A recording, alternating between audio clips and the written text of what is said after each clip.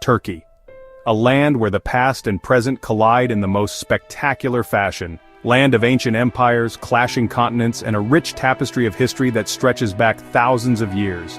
And some of the most vibrant damn food on the planet.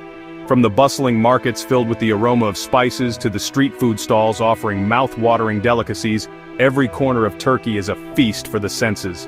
Forget your fancy molecular gastronomy, your Michelin stars. This is about soul, about tradition. It's about recipes that have been handed down through generations, each one carrying a piece of history and a lot of heart. About families gathering around tables groaning with more food than any human could eat in a week. Tables that are a testament to the generosity and hospitality of the Turkish people. This is about the kind of cooking that bypasses your brain and goes straight for your gut, leaving you wanting more. It's the kind of food that makes you feel at home no matter where you're from. I'm not here for the tourist traps, the crowded spots that everyone flocks to. I'm after the real deal.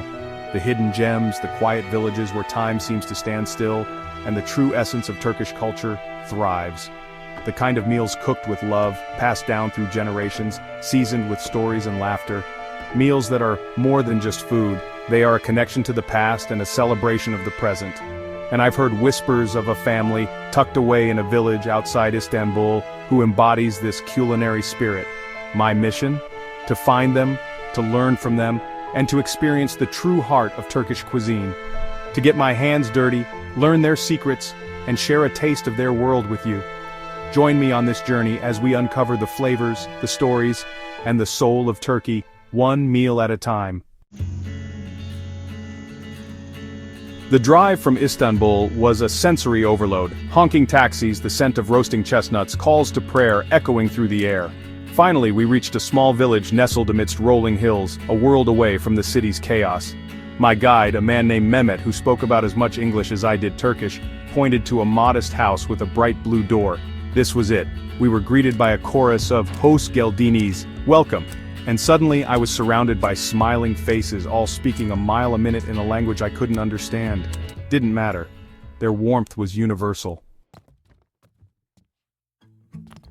There was Ace, the matriarch, her eyes crinkling with laughter lines earned over a lifetime of cooking. Her son, Ahmet, a burly man with a gentle smile, and his wife Fatma, who moved with the quiet grace of someone who knew their way around a kitchen blindfolded, and their children, three whirling dervishes of energy, already eager to help with the feast.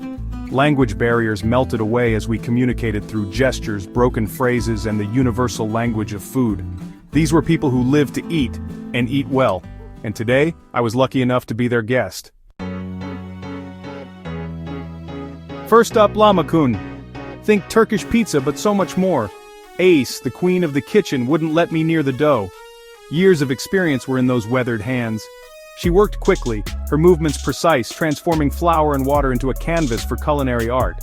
Meanwhile, the air filled with the intoxicating aroma of spices. Cumin, paprika, oregano, chili flakes all dancing together in a symphony of scent. Ahmet, wielding a wickedly sharp knife, chopped tomatoes, onions, and peppers with lightning speed. This was a well-oiled machine, each member moving in perfect harmony.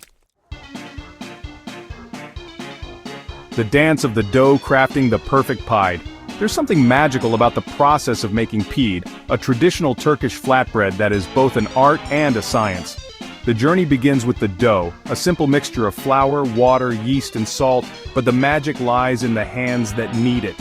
Next, it was time for pide, a boat-shaped beauty filled with savory goodness.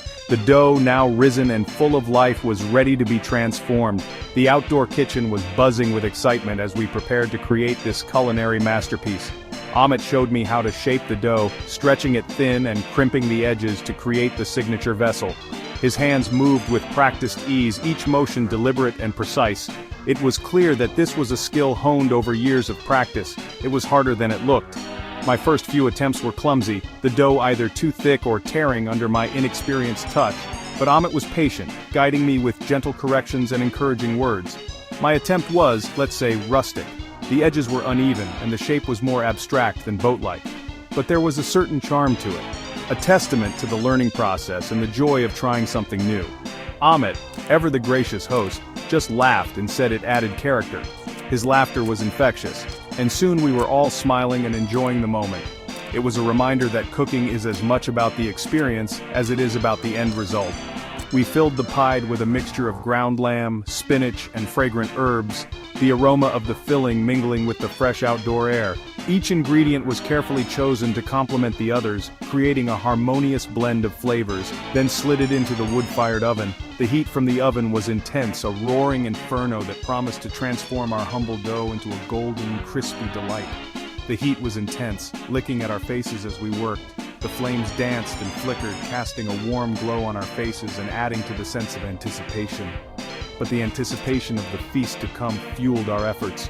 We watched eagerly as the pea baked, the smell of the cooking bread filling the air and making our mouths water. It was a labor of love, and we knew the reward would be worth the wait. Generations at the table. As the food cooked, stories flowed as freely as the Turkish tea. Ace told me, through Mehmet's translations, about learning to cook at her grandmother's knee, her voice filled with nostalgia. Ahmet shared a hilarious anecdote about a disastrous attempt to make baklava as a teenager, leaving everyone in stitches. These weren't just recipes they were sharing, they were memories, traditions passed down through generations, woven into the very fabric of their lives, and for a few precious hours I was privileged enough to be a part of it. Laughter, language, and lemon tea. We feasted until we could eat no more.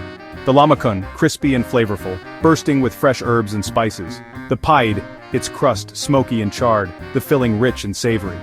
Each bite was a revelation, a testament to the power of simple ingredients prepared with love.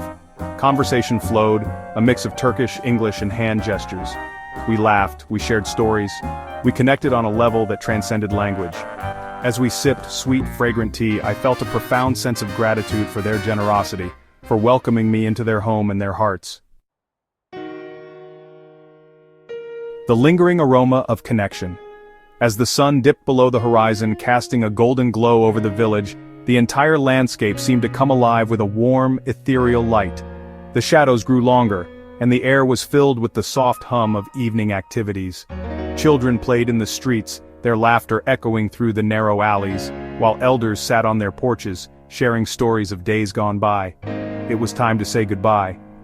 The villagers, with their warm smiles and heartfelt farewells, made the departure even more poignant. Each wave and nod was a testament to the connections formed, however brief, and the memories that would linger long after the journey had ended.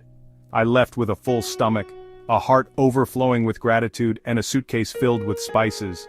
These spices were not just ingredients, they were tokens of the experiences shared, the meals enjoyed, and the bonds forged. Each spice carried with it a story, a memory, a piece of the village that I could take back with me.